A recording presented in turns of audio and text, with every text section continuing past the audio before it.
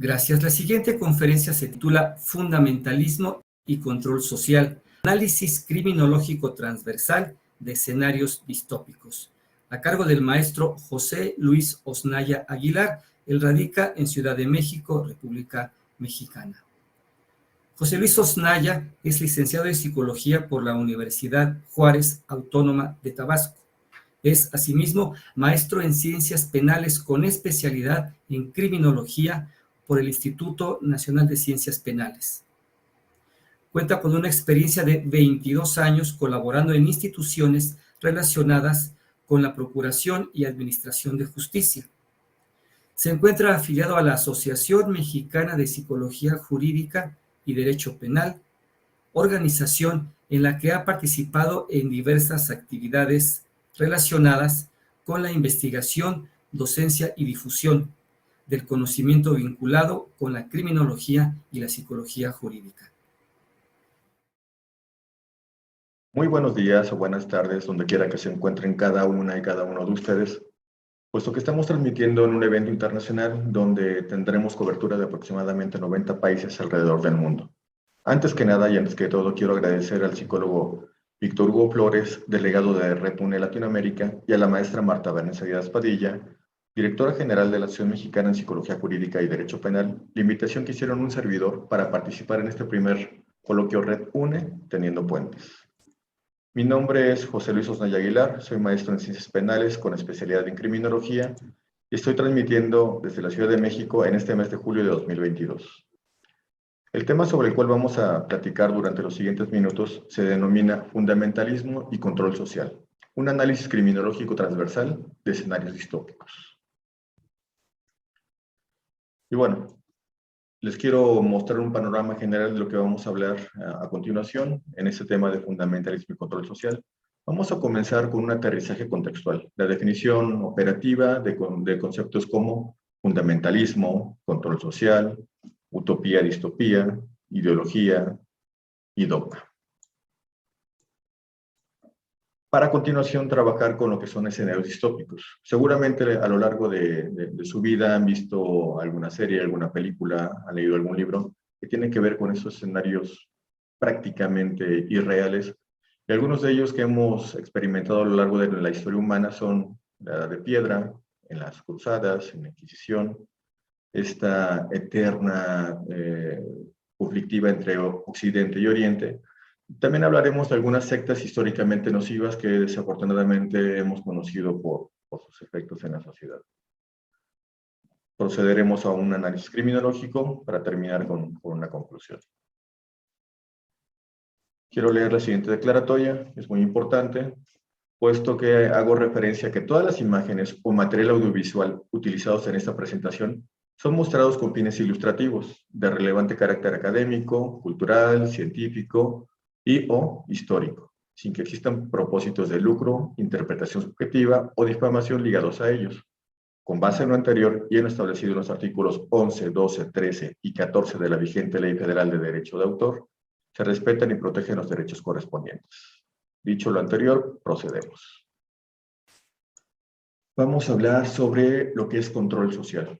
El control social son un conjunto de instituciones, estrategias y sanciones sociales que pretenden garantizar el sometimiento del individuo a las normas sociales o leyes imperantes. Es un concepto algo antiguo, pero no por ello deja de estar vigente. Fue elaborado en 1894 por Ross. El dogma, por su parte, es un principio o creencia considerada una verdad absoluta.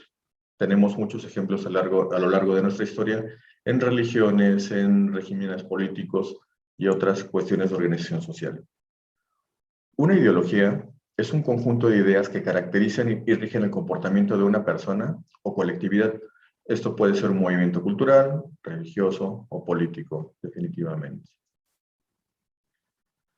El fundamentalismo. El fundamentalismo es una actitud contraria a cualquier cambio en las doctrinas y prácticas consideradas esenciales e inamovibles en un sistema ideológico. Encontraremos ejemplo de ello en todos los continentes, en todos los tiempos. Más adelante presentaremos algunos ejemplos de ello. Y bueno, utopía. Una utopía es un sistema ideal e irreal, cabe hacer la nota, de gobierno que resulta en una sociedad perfecta, justa, armónica y sin conflictos. Esto, bueno, definitivamente es algo que no ha ocurrido y, sinceramente, analizando las causas y consecuencias, podríamos considerar que es algo que no va a ocurrir. Este concepto se lo debemos a Thomas More, que hablaba de una isla desconocida con una organización ideal de la sociedad. La distopía, por su parte, es una sociedad imaginaria bajo un poder totalitario o una ideología determinada. Estamos hablando que es lo contrario a una utopía. Como les comentaba, hemos visto series, hemos leído libros, hemos visto alguna película en algún momento que habla de este tipo de escenarios. Más adelante hablaremos de las consecuencias que tienen sobre nuestra vida actual. Hablaremos en específico también de estos escenarios distópicos. Y quiero hacerles una propuesta, quiero hacerles una pregunta. ¿Se imaginan un lugar donde una ideología radical determina el inicio de guerras, el sometimiento dogmático y el exterminio o alineación de quienes piensen diferente? No hay que pensar tanto, no hay que recordar mucho, puesto que este tipo de situaciones se han presentado en diversos países, incluso en los nuestros, en algún momento de nuestras vidas, de nuestras historias.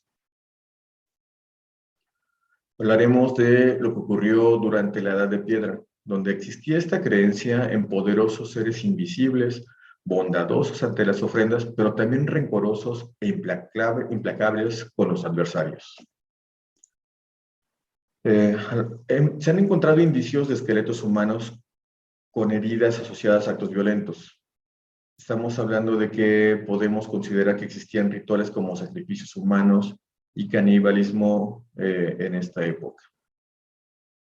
Este tipo de creencias mágico-animistas buscaban darle un sentido a los fenómenos naturales, pero de alguna forma también controlar el comportamiento de esas primeras sociedades, rigiendo cuáles eran las pautas que debían de llevarse a cabo para recibir un beneficio o pedir perdón por alguna ofensa realizada a estos seres invisibles, todopoderosos.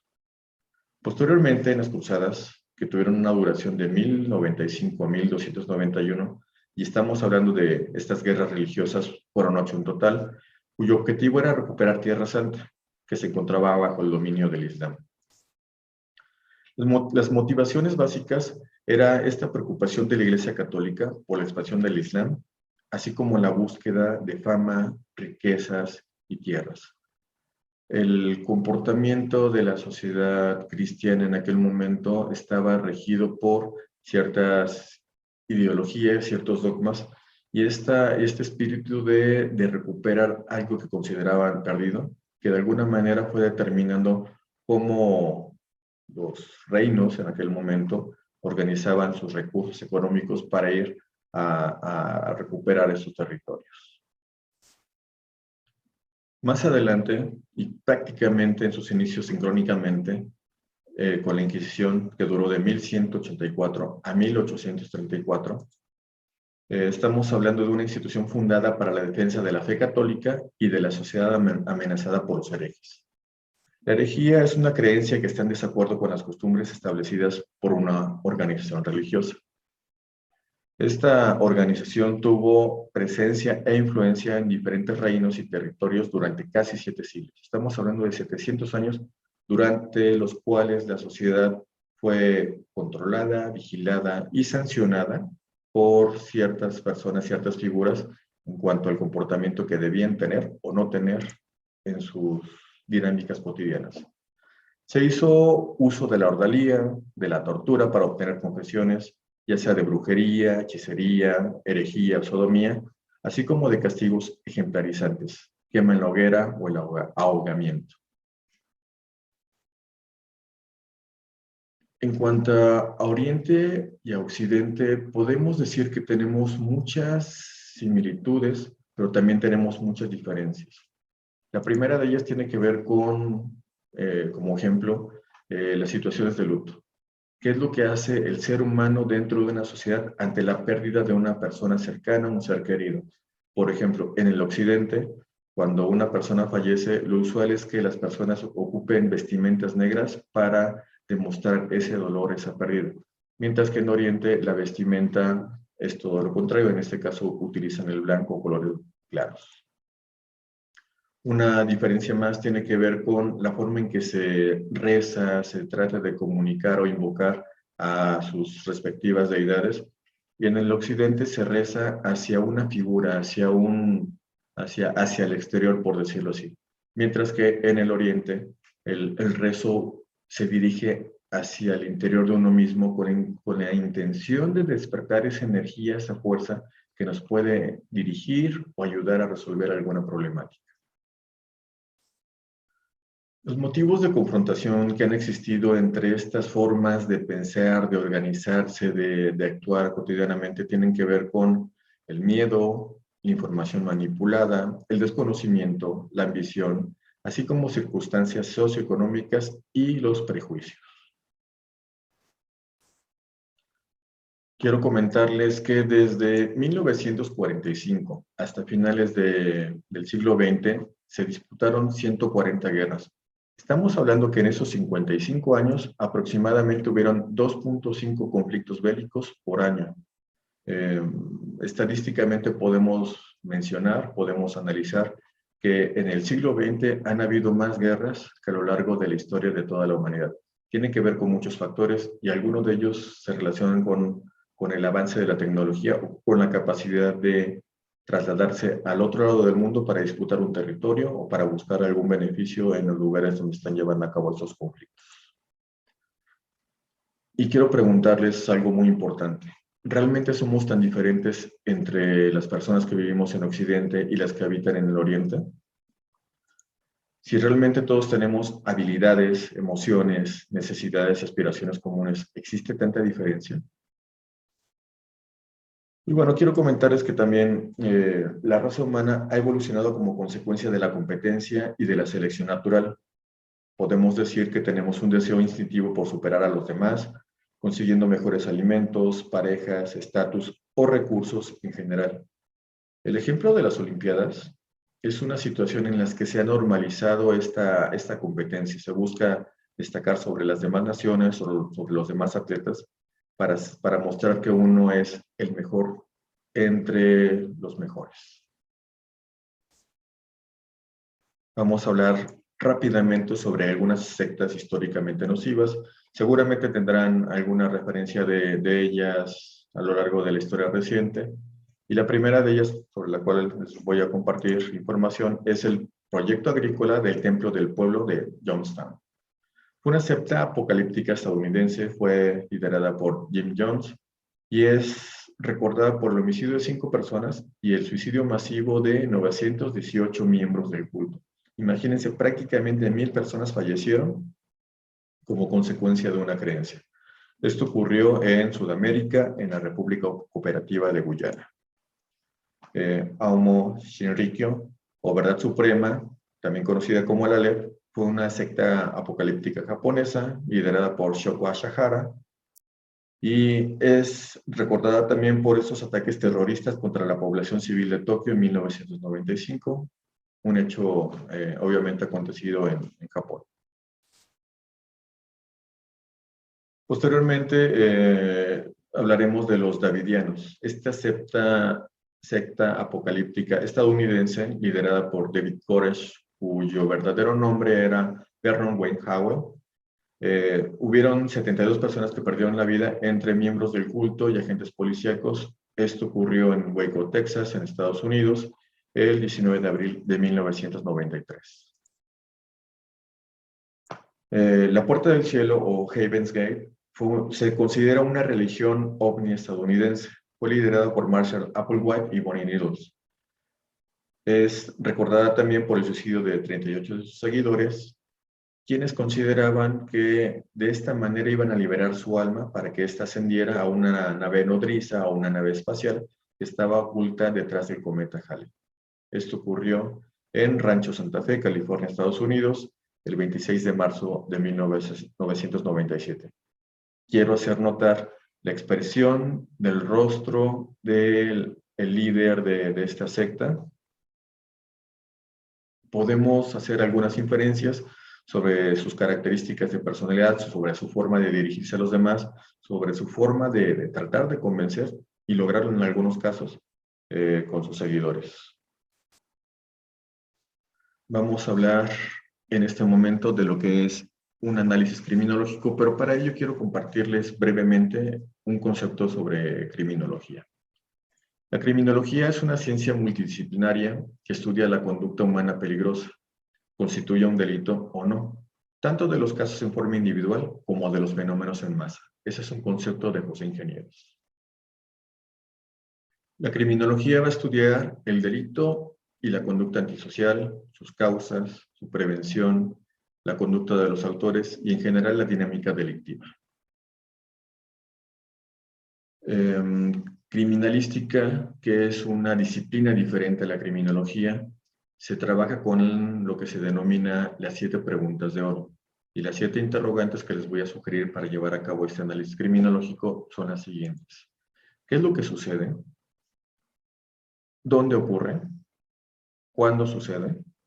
¿Quiénes intervienen en el acto? En este caso pueden ser las personas que lo perpetran, así como las personas que son víctimas de ello. ¿Cómo ocurre? ¿Con qué instrumentos, con qué estrategias se lleva a cabo? Así como el por qué o para qué de esta conducta. Vamos a hablar de qué es lo que sucede y también para ello vamos a definir lo que son grupos coercitivos o sectas destructivas, un concepto con el que seguramente también estarán familiarizados y familiarizadas. Estos grupos son instituciones, son agrupaciones totalitarias que emplean técnicas de persuasión coercitiva para captar a las personas y someterlas a la dependencia del grupo. Es un concepto de Rodríguez Caballeira en 2004. Algo que suelo llevar a cabo durante este tipo de intervenciones es crear un concepto relacionado con el tema, un concepto un poco más actual, un concepto con algún enfoque criminológico y el que propongo en este momento es el siguiente. Un grupo coercitivo es una organización absolutista que ejerce violencia psicoemocional, física o de cualquier otra índole para mantener un control social categórico y arbitrario de sus integrantes. ¿Dónde ocurren, dónde tienen presencia, dónde se manifiestan este tipo de agrupaciones? Esto puede ocurrir en cualquier parte del mundo donde se encuentren personas que puedan ser victimizables con algunas características como las siguientes. Y antes de describirlas quiero hacer una acotación, una aclaración, que son características amplias. No se trata de generalizar y que todas las personas que han sido víctimas de esas organizaciones las posean, pero estas son algunas de las comunes que se han presentado. Algunas personas poseen una escasa autoconfianza o una limitada autodeterminación, así como necesidad de apoyo, reconocimiento o aceptación que son detectadas y empleadas por los líderes o miembros de estas agrupaciones para conseguir sus fines, para tener más adeptos y para poder influir en su conducta de una manera totalitaria.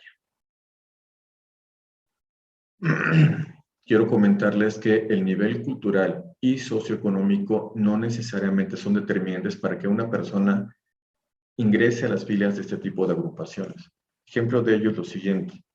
En la República Mexicana, durante los años 80, se conoció la actividad de una agrupación que fue conocida por los medios de comunicación como los narcosatánicos, donde algunas personas, parte de, digamos, la farándula, de la actuación, del medio musical, de algunas organizaciones televisivas, así como de la política, están vinculadas a la acción de estas personas. El caso NXI-VM, recientemente y desafortunadamente conocido, entre sus filas incorporó a algunas personas relevantes que fueron conocidas en algunas series de televisión en los 90, me parece, así como cierta vinculación, aún no comprobada, con el hijo de un expresidente de este país. ¿Cuándo ocurren este tipo de eventos? Podemos decir que esto sucede en cualquier momento de la historia, aunque cabe agregar que algunos contextos particulares facilitan su aparición, desarrollo, influencia y expansión. Esos cambios sociales, políticos o económicos pueden generar una desesperanza que puede implicar una injerencia significativa de estos líderes en la forma de pensar y de actuar de algunos grupos o de grandes sectores de la población. Quiero comentarles algo sobre el fanatismo, esa pasión exagerada, irracional y persistente que parece originarse en la necesidad de seguridad, pertenencia a un ideal y venganza por ofensas previas. Esta ha sido la motivación por las cuales algunas organizaciones a lo largo del mundo han llevado a cabo diversos actos que han vulnerado de manera sumamente grave e irreparable a personas y a la sociedad en general. Ejemplo de ello es lo que ocurrió el 11 de septiembre y el 11 de marzo en diversos continentes. Ustedes sabrán a qué me refiero. ¿Quiénes llevan a cabo esto? ¿Quiénes son las personas que dirigen, que forman parte importante en la estructura de esas organizaciones? Vamos a hablar de personas que tienen características como sentimientos de grandeza, fantasías de éxito y poder ilimitado, necesidad excesiva de admiración, creencia de ser especiales y únicas, personas que también mantienen relaciones interpersonales de manipulación y explotación en diferentes sentidos, en diferentes contextos, son carentes de empatía y poseen también comportamientos o actitudes arrogantes y de superioridad, poseen un gran carisma, eso es evidente porque de esta manera logran convencer a sus adeptos, así como un marcado egoísmo y envidia. Si leemos estos criterios, parece que estamos describiendo el trastorno de personalidad narcisista, pero también cuenta con algunas características antisociales. ¿Cómo llevan a cabo este tipo de actos? Lo logran a través de la vulneración de la identidad, de la autoestima, de la dignidad, seguridad y autoconfianza de las víctimas. ¿Cómo? A través de manipulación psicológica, de control de la personalidad, de la ruptura de relaciones afectivas previas. Y un ejemplo de ello, regresando a alguna de estas sectas nocivas de las cuales hablamos previamente, es lo que llevó a cabo David Koresh. Él establecía relaciones sexuales, relaciones sentimentales con las mujeres de su comunidad, en algún momento obligándoles a romper con los vínculos que previamente habían establecido con sus parejas. También se lleva a cabo una anulación de la crítica, un control económico, una explotación laboral y un control sexual y de hábitos alimenticios o del sueño. Estas son algunas de las estrategias que se han utilizado en algún momento, incluso por algunos ejércitos de nuestro planeta, para llevar a cabo la confesión o el sometimiento de alguna persona para obtener información. Hay múltiples ejemplos de discursos exacerbados, algunos de ellos son los siguientes. Hubo un presidente de Estados Unidos que recientemente, expresidente, perdón, que recientemente comentó, Dios tomó la decisión, en cuanto a una medida que el mes pasado se dio a conocer en cuanto a los derechos de salud reproductiva en el país de Estados Unidos. Otro expresidente de ese país comentó, es Dios quien habla a través de mí, en cuanto a su forma de justificar las medidas o políticas que él estaba implementando. Una característica común es esta referencia a que Dios determina, Dios me indica y por lo tanto tenemos que llevar a cabo este tipo de acciones. Lo mismo llevó a cabo Pinochet en 1987 cuando mencionó, yo los estoy viendo desde arriba porque Dios me puso ahí. Regresando a Europa, Stalin dijo, el enemigo debe ser derrotado, la victoria será nuestra. Y en esa época aproximadamente, esta persona que también todo el mundo conoce, mencionó, ante Dios y el mundo, el más fuerte tiene el derecho de hacer y prevalecer su voluntad. Estamos hablando de discursos totalitarios, discursos mesiánicos de alguna manera, que, como les comentaba, justifican el modo de actuar sin importar las consecuencias o derivaciones que pueda tener ese comportamiento. ¿Cómo llevan a cabo esta manipulación? Seguramente también reconocen esta imagen, es la pirámide de Maslow, que tiene que ver con las necesidades básicas elementales que tiene el ser humano. Y bueno, esas organizaciones, sus líderes, de alguna forma buscan compensar, buscan cubrir esas necesidades, entre ellas la de pertenencia, de seguridad, necesidades fisiológicas, por supuesto, así como autoestima. El último peldaño, el de autorrealización, definitivamente no está permitido, puesto que esta es una medida coercitiva de la conducta y no es accesible a las personas que pertenecen a esas instituciones. ¿Con qué llevan a cabo este tipo de conductas, este tipo de fines? Utilizan técnicas de persuasión coercitiva que incluyen manipulación y control, ataques a la identidad de la víctima, así como una creación de vacío para inducir su conversión a una nueva identidad. ¿Por qué o para qué llevan a cabo este tipo de actos? Regresemos un poquito al perfil, a esta necesidad de admiración, de atención, y las finalidades de este tipo de conductas, de este tipo de agrupaciones, pueden ser satisfacer necesidades o deseos de poder, placer, control, venganza y castigo. Así que trastornos de personalidad o trastornos mentales pueden estar incluidos en la etiología, en la génesis, en la explicación de por qué este tipo de personas manifiestan ese tipo de comportamiento. Y bueno, es poco el tiempo con el que contamos. Quiero concluir con las siguientes reflexiones. Aristóteles mencionaba que el hombre es un ser social por naturaleza. Vamos a considerar que, sin importar la cultura, la especie humana comparte características comunes como formas de pensar, de sentir y de actuar.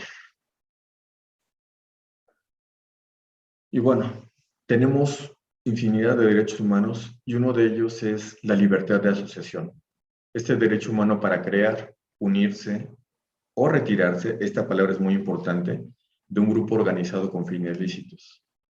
Las sectas o grupos coercitivos usualmente no van a tener esta disposición, no van a otorgar ese permiso para que las personas que forman parte de sus agrupaciones se retiren en el momento que ellas consideren adecuado efectuarlo. Y bueno, una segunda reflexión tiene que ver con la prevalencia de personas y agrupaciones que ejercen un control social que anula y vulnera a sus integrantes y víctimas.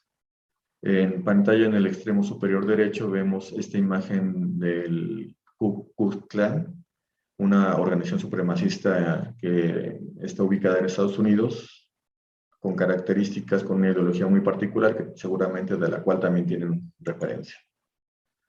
La tercera de las reflexiones tiene que ver con que un control social razonable y consciente es necesario para garantizar una convivencia adecuada.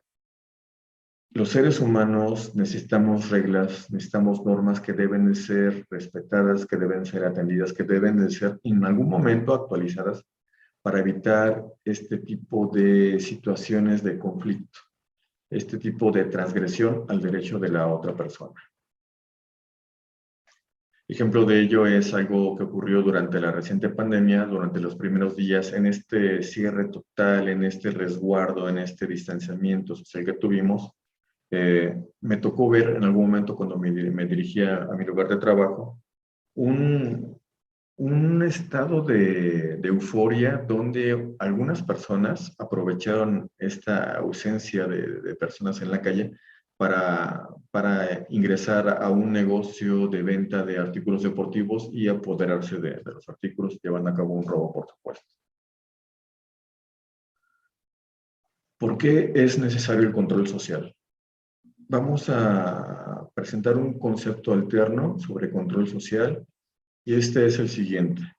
Es una autoridad ejercida en la sociedad a través de mecanismos formales e informales para regular el comportamiento de sus integrantes.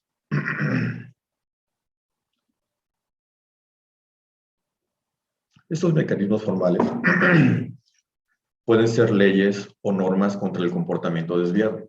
mientras que los informales son costumbres o valores que pueden determinar reproche social contra el infractor. Ejemplo de lo anterior es algo que sucedió en días previos cuando me dirigí al trabajo. En el transporte público, esta imagen que están viendo es un sistema, se conoce como Metrobús. Está organizado de la siguiente manera. Para prevenir el acoso sexual y la vulneración de las mujeres, este sector del transporte está destinado a ubicar a las mujeres y esta segunda segmento, para los hombres. Ese momento que les comentaba en el que yo me encontraba en ese transporte, me encontraba en esta zona aproximadamente. De pronto sube un masculino de aproximadamente 50 a 55 años, ve donde hay espacio, nota que esta sección está llena y camina muy normalmente hacia esta zona. Todos los que estamos ahí, los hombres de este lado y las mujeres de este lado, lo voltearon a ver de manera inmediata. La reacción fue de sorpresa, desconcierto, desaprobación y de alguna forma de reproche. Hubo una persona que le hizo el comentario que esa área no le correspondía, él dijo que no tenía conocimiento, que no sabía sobre esa situación, pidió una disculpa y se regresó al lado que corresponde de acuerdo a esta norma, que digamos no está establecida en un código penal, pero sin embargo, de manera formal e informal, rige nuestro comportamiento dentro de ese tipo de sistema de transporte. ¿Qué sucedería si no existiera el control social? ¿Qué sucedería cuando los cuerpos dejen de ser dóciles, regresando a este concepto de Michel Foucault, donde un cuerpo dócil es el que está adiestrado para acatar la norma, para obedecer, para ser productivo, para formar parte de una sociedad en la que tiene que seguir las indicaciones al pie de la letra? Lo que podría suceder es que llegáramos a un estado de anomia, que es esta ausencia de normas derivada de una grave crisis en la estructura social. Y quiero compartirles una anécdota personal. Hace algunos años, el doctor Vicente Garrido Genovés vino a presentar un libro en el Instituto Nacional de Ciencias Penales, y entre su presentación, su discurso, su charla, tuvimos también la oportunidad de llevarle a cabo unas preguntas, y la que le hice yo en ese momento tenía que ver con, de acuerdo a lo que usted ha vivido a lo largo de su historia profesional, donde ha visto los crímenes más complejos, más complicados, ¿cuál podría ser el peor escenario posible que ocasionara la pérdida de sueño o una pesadilla a usted como especialista en la conducta humana desviada? La respuesta que él comentó fue relacionada con este estado de anomia, donde las personas pudieran llevar a cabo cualquier tipo de actos sin que hubieran consecuencias. Hemos visto algunas películas de ciencia ficción donde se habla de esta descomposición social que en algún momento se presenta a partir de una invasión extraterrestre, de una epidemia, de algún otro factor extraño, extraordinario de alguna manera, en el que la estructura social, estructura disciplinaria se rompe y cada una de las personas consigue sus fines a través del uso de la fuerza. Impera la ley de la selva, la ley del más fuerte. Tenemos que hablar también de la anarquía. La anarquía es un movimiento social que valida cualquier medio, incluso los violentos, para anular cualquier tipo de dominación o autoridad coercitiva. Una conclusión muy importante es que podemos orientar y apoyar a las víctimas de los grupos coercitivos para disminuir o erradicar sus efectos nocivos. ¿Cómo podemos hacer esto? Tomando en consideración el albedrío, esta libertad individual que requiere reflexión y elección consciente. Elección consciente es una palabra clave sobre la cual podemos y debemos hacer muchas de nuestras acciones. ¿Cómo podemos favorecer esta elección consciente? A través de la toma de conciencia, para que las personas asuman libremente decisiones orientadas al bienestar individual y colectivo definitivamente. Un ejemplo de esta situación es lo acontecido durante el reciente Mundial de Natación en Budapest, efectuado el 22 de junio de 2022. En una competencia de nado sincronizado, una de las atletas sufrió un desvanecimiento, lo cual fue algo totalmente inesperado, aun cuando hay normas y procedimientos para llevar a cabo el rescate. Estos indican que el juez de la piscina, de la alberca, tiene que dar la indicación para que los salvavidas ingresen en ese momento para apoyar. La reacción de la entrenadora de esta atleta estadounidense fue inmediata, se sumerge, la rescata y posteriormente recibe ayuda de los salvavidas.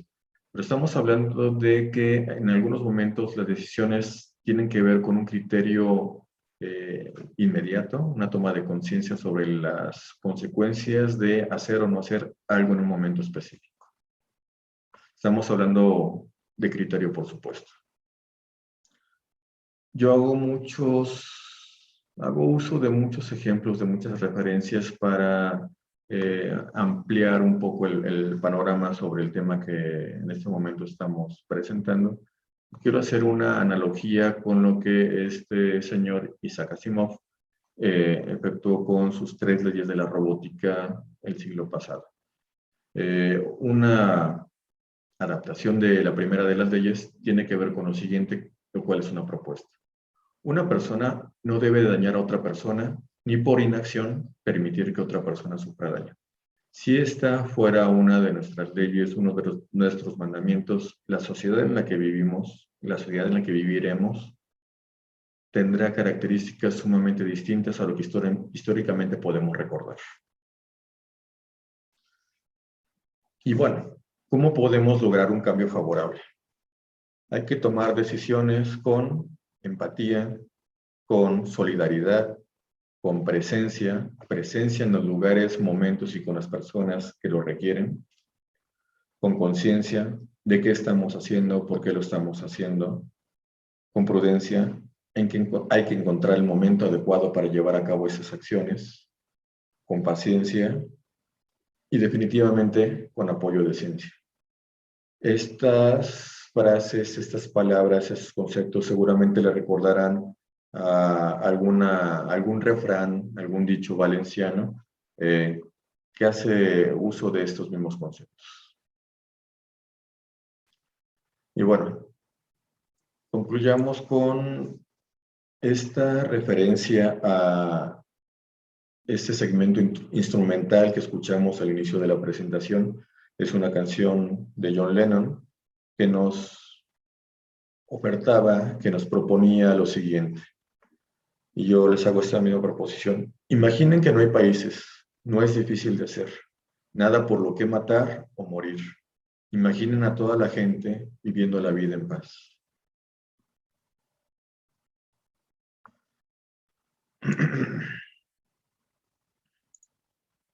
Concluyo con esta frase.